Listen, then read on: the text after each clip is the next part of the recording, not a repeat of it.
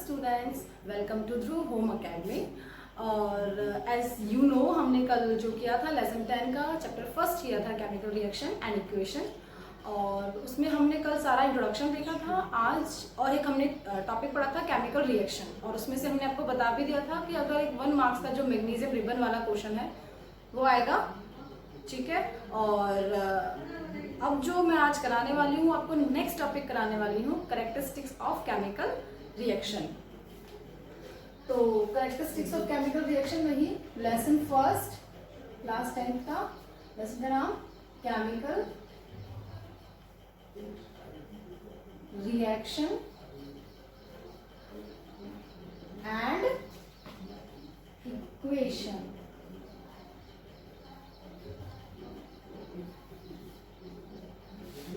One more thing, अगर class आप जो मैं टॉपिक आपको जैसे आज पढ़ा रही हूँ या डे बाय डे पढ़ाऊंगी, तो जो भी आप वीडियो देखोगे आपको कोई भी प्रॉब्लम है आप मुझे कमेंट बॉक्स में कर सकते हैं कि आपको ये प्रॉब्लम है, ये समझ में नहीं आया, तो मैं पूरी कोशिश करूँगी आपके आंसर्स को देने की।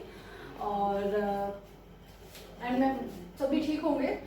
और जो मैं आज आपको स्टार्ट करने वाली हूँ वो टॉपिक स्टार्ट करने वाली हूँ आपका मैं chemical characteristics of chemical reaction. जैसे मैंने कल लास्ट वीडियो में बोला था आपने में कि जो कैरेक्टरिस्टिक्स है वो थोड़े ज़्यादा इंपॉर्टेंट है, क्योंकि ये डायरेक्ट आते हैं 3 मार्क्स में, और इनके 5 टाइप्स होते हैं। एज इंक्लूड इनके 4 टाइप्स हैं कई बुकों में, पर वी हैव स्टडी 5 पार्ट्स। तो तुम्हारा टॉपिक है characteristics of chemical reaction. Characteristics of chemical reaction. मैं रिएक्शन को ऐसे लिख सकती हूँ, ठीक है। तो अपना ध्यान रखें कि मेरा रनिंग हैंड में रिएक्शन ऐसे लिख जाता है, और इक्वेशन भी बता दूंगी आपको कैसे। तो कैरेक्टरिस्टिक्स ऑफ केमिकल रिएक्शन में एक चीज़ है जो मतलब कि कोई भी अगर केमिकल रिएक्शन हो रही है तो हमें कैसे पता चलेगा कि केमिकल रिएक्शन हुई है। जब हम कोई भी रिएक्शन कर रहे हैं तो हमें कैसे पता चलेगा कि केमिकल रिएक्शन हुई है। तो उसमें कुछ बदलाव आएंगे जो एक रिएक्शन के गुण हैं, कैरेक्टरिस्टिक्स हैं। तो पहला जो आता है वो आता है change in state. Change in state.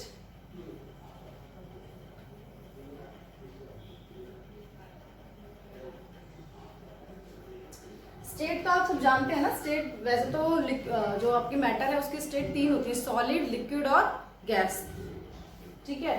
तो आप देखते हो, आप सॉलिड को क्या लिखते हो S, लिक्विड को L, गैस को G। जहां आपको रिएक्शन में ब्रैकेट में थोड़ा सा ये लिखा हुआ हो SLG, तो that mean solid, liquid, gas. एक और आपका होता है एक्वस, ठीक है।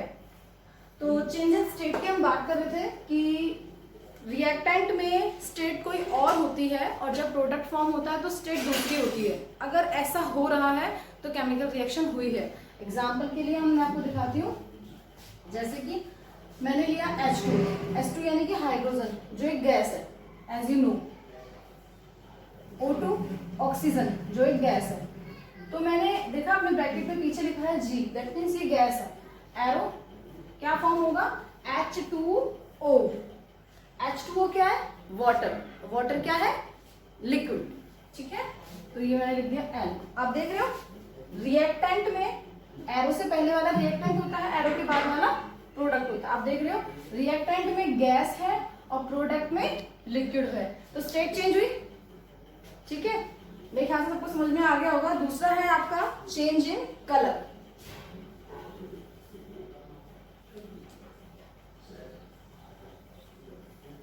Change in colour. तो इसका मैं बहुत इजी सा एग्जांपल दूंगी जो आप मतलब पढ़ते आ रहे क्लास 8 से। जब आपको लैब में ले जाया जाता होगा कि एक्सपेरिमेंट किया जाता होगा कॉपर सल्फेट से, आपने देखे होंगे छोटे छोटे से, मेरे मतलब स्टूडेंट्स ने तो देखे ही हैं कि कॉपर सल्फेट के जो क्रिस्टल्स होते हैं वो ब्लू कलर के होते हैं। जब हम उन्हें पानी में डिजोल्व करते हैं तो वो एक ब्लू सोल्यूशन बन जाता है। फिर एक आयरन नेल लाते हैं उसके पास और क्या करते हैं, उसमें डिप करते हैं। तो थोड़ी देर बाद कुछ रिएक्शन होती है। वो क्या होती है कि आप देखोगे जो आयरन नेल है उसका कलर चेंज हो जाता है, और जो तुम्हारा आयरन के ऊपर जो सल्फेट बन जाता है उसका कलर हो जाता है तुम्हारा ब्लू ग्रीन, ठीक है। जैसे मैं बताती हूँ कि अभी जो हम एग्जांपल लेंगे वो लेंगे जैसे Fe। किसको बोल रही हूँ मैं? आयरन को। सबको पता होगा ये आयरन का है, ठीक है। प्लस CuSO4 कॉपर सल्फेट, इसका कलर क्या होता है? ब्लू। रिएक्शन हुई, उस टाइम बाद क्या होगा? Fe जो है इसको डिस्प्लेस कर देगा। मैं या फिर एरो ऐसे लगा सकती हूँ कि डिस्प्लेस तो करेगा इसे, पर मैं एरो ऐसे लगा सकती हूँ कि जो Fe है वो Cu के साथ कनेक्ट हो जाएगा। तो Fe Cu को हटा के खुद प्लेस पे आ जाएगा, FeSO4 बना देगा और Cu को लेफ्ट आउट कर देगा। ये कैसे हुआ, ये हम आगे जो आपके टाइप्स हैं उसमें पढ़ेंगे, ठीक है। फिलहाल ये ध्यान रखिए, FeSO4 साथ रिएक्शन कर लेगा और Cu को लेफ्ट आउट कर देगा, और इसका जो कलर बनता है वो बनता है ब्लू ग्रीन, ठीक है। ये सबको समझ आया? तो क्या हुआ, आपने देखा ना कि रिएक्टेंट में कलर अलग था और प्रोडक्ट में कलर अलग बन गया, तो चेंज इन कलर, ठीक है। तो नेक्स्ट है आपका, मेरे ख्याल से आई थिंक बोर्ड शायद नहीं शो हो, तो मैं ऊपर ही करूंगी। तो नेक्स्ट है आपका change in temperature. Change in temperature में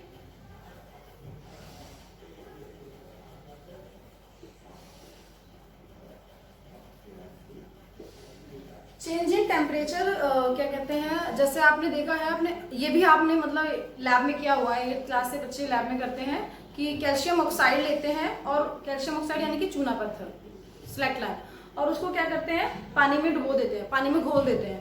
तो जब आप देखते हो बीकर में, एक छोटी सी रिएक्शन है, आप देखते हो बीकर में क्या होता है, पानी थोड़ा सा गर्म हो जाता है। आप करके देखेंगे अपने लैब में, तो CaO लो थोड़ा सा कैल्शियम ऑक्साइड और उसे पानी में डालो, घोलने दो, और थोड़ी देर बाद जब आपको हाथ लगाओगे तो वो गर्म हो जाएगा। ऐसा क्यों हुआ? क्योंकि टेम्परेचर चेंज हुआ। टेम्परेचर चेंज हुआ, दैट मीन्स केमिकल रिएक्शन हुई है वहां पर। तो एग्जांपल ले लेते हैं हम इसमें, CaO plus H2O, calcium oxide water के साथ रिएक्शन करेगा तो क्या बनाएगा? CaOH का होल ट्वाइस, स्लैकलाइन, ठीक है। ये 3 टाइप समझ में आ गए होंगे आपको। स्क्रीनशॉट लेना है तो आप ले सकते हैं, क्योंकि मैं इसे अभी रब करने वाली हूँ। और नेक्स्ट है आपका 4th टाइप,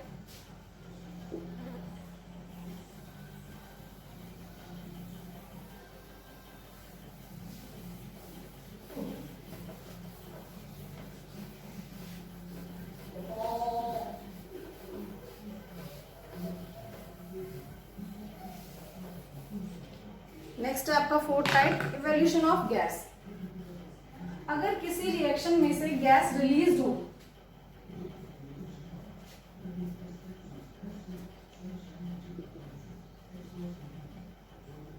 तो आप कह सकते हैं कि केमिकल रिएक्शन है।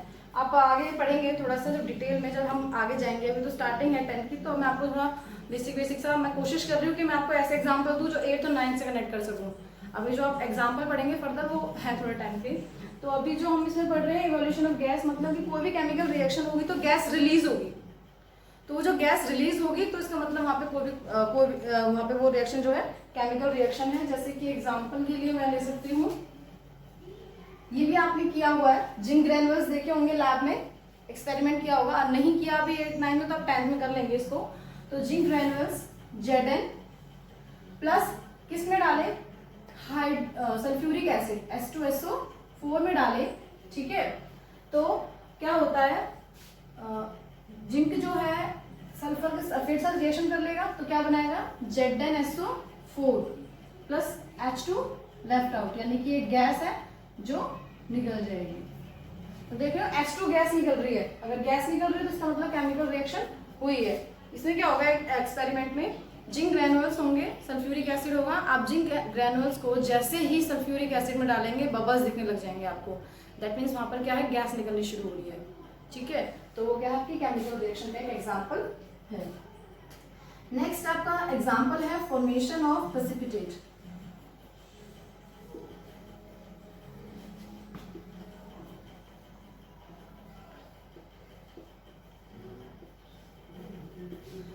प्रेसिपिटेट मतलब तलछट। दैट मीन्स कोई हम रिएक्शन कर रहे हैं और रिएक्शन करते करते क्या हुआ, जल्दी से सडनली कोई रिएक्शन हो गई, या फिर उस जो सॉल्यूशन था उसका बहुत सारा पार्ट जो है नीचे सॉलिड में रह गया, सॉलिड फॉर्म में, तो दैट इज कॉल्ड प्रेसिपिटेट। तो इसका एग्जांपल ले सकते हैं हम, लेड नाइट्रेट लिया, PbNO 3 का होल ट्वाइस, इसकी रिएक्शन कराई पोटेशियम आयोडाइड के साथ। ये जो उसमें था ना, हमने जो स्टार्टिंग में किया था मैग्नीशियम, उसमें भी ऐड कर सकते हैं हम, क्योंकि इसमें क्या है, इसमें भी केमिकल रिएक्शन हो रही है। देखो PbNO3 lead nitrate plus potassium iodide, तो क्या होगा, आपका जो लेड है वो आयोडाइड से रिएक्शन करेगा तो क्या बनेगा, लेड आयोडाइड, जो कि एक प्रेसिपिटेट है, दैट मींस ये सॉलिड की फॉर्म में नीचे रह जाता है। ठीक है, और आपका क्या बचा,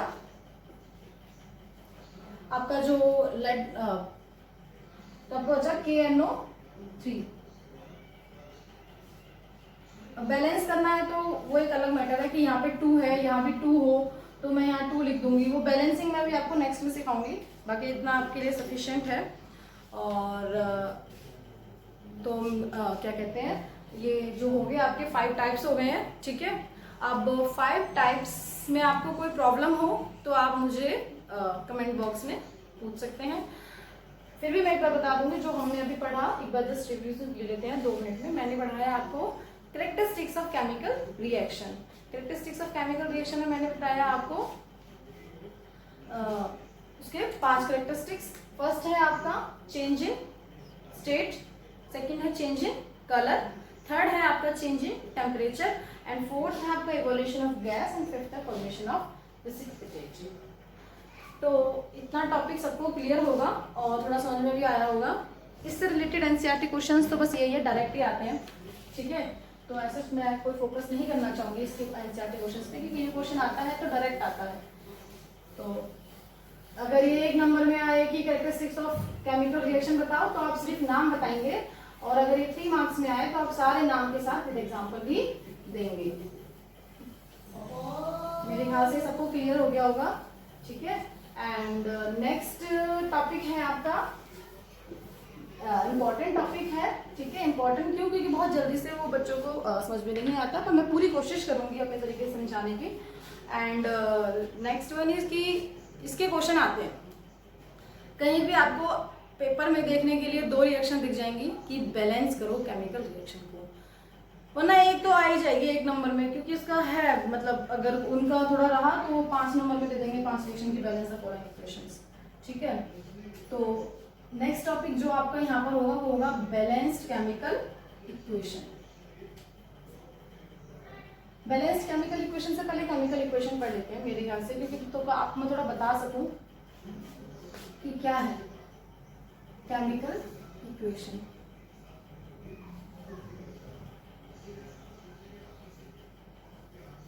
ठीक है, केमिकल इक्वेशन तो मैं बताना चाहूंगी इसमें कि केमिकल इक्वेशन क्या होती है कि जैसे मैंने एक एग्जांपल लिया, zinc plus sulphuric acid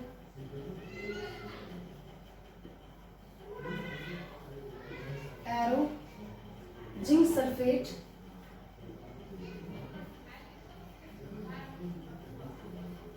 plus H2, sorry hydrogen मैं से लिखूंगी क्योंकि मैं इसे वर्ड फॉर्म में लिख रही हूँ। देखो ये वर्ड्स हैं तो इसे हम कहते हैं वर्ड फॉर्म केमिकल इक्वेशन। ठीक है, और अब इसे क्या कहेंगे, अगर इसको मैं इसके सिंबल्स में रिप्रेजेंट कर दूँ, जिंक को लिख दूँ Zn, सल्फ्यूरिक एसिड को H2SO4 एरो, जिंक सल्फेट को लिख दूँ ZnSO4 plus H2, that is equation. कि किसी भी केमिकल रिएक्शन को सिंबॉलिक रिप्रेजेंटेशन देना, सिंबल्स में लिखना, दैट इज केमिकल इक्वेशन।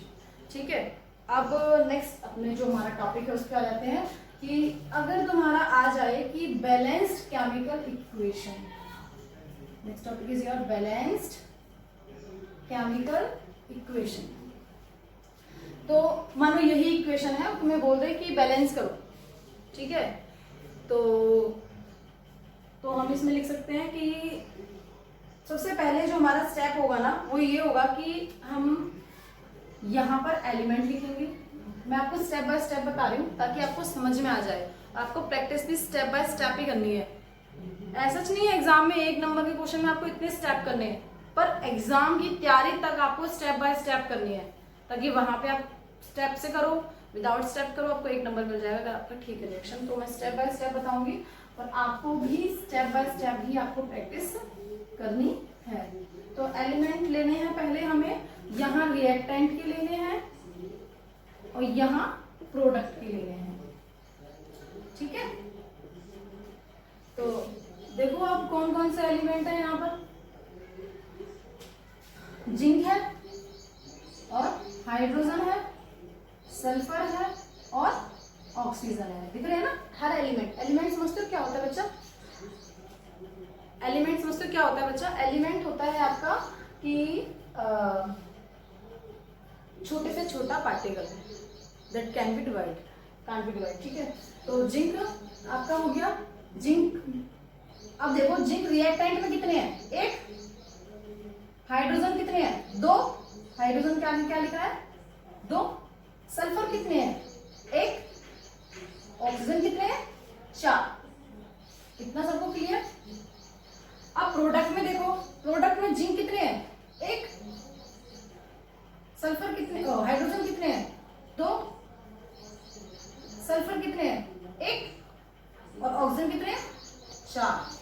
आप देख रहे होंगे कि जितने रिएक्टेंट में है एलिमेंट्स उतने ही प्रोडक्ट में है, यानी कि जिंक एक एक है, दो दो है, एक एक है, चार चार है। दैट मीन्स ये इक्वेशन पहले ही बैलेंस्ड है, ये इक्वेशन पहले ही बैलेंस्ड है, ठीक है। और इसको बैलेंस्ड करने की जरूरत नहीं है, ठीक है। ये इक्वेशन क्या है आपकी, बैलेंस्ड है, ठीक है। तो हमें इसे बैलेंस करने की जरूरत नहीं। हाँ, तो मैं बता रही थी कि ये इक्वेशन जो है बैलेंस्ड है, ठीक है। और तो हमें इसे बैलेंस करने की जरूरत नहीं है, ये इजी थी, ठीक है। जस्ट एग्जांपल था। मैं आपको बहुत सारी रिएक्शन कराऊंगी जो हमें बैलेंस करनी है, ठीक है। तो वो मैं आपको नेक्स्ट वीडियो में कराती हूँ। अभी तक के लिए बहुत है, जब तक के लिए आप एनसीईआरटी बुक में अपनी में कोशिश कीजिए प्रैक्टिस करने की। इसी तरह से अभी तो खैर से बहुत कुछ है, ठीक है, कोशिश कीजिए। और वन मोर थिंग कि मेरे चैनल को आप ध्रुव होम अकेडमी को सब्सक्राइब कीजिए, लाइक कीजिए, कमेंट कीजिए, ताकि फर्दर वीडियोस का लिंक जो है आपको बहुत जल्दी से जल्दी मिल जाए। Thank you students, have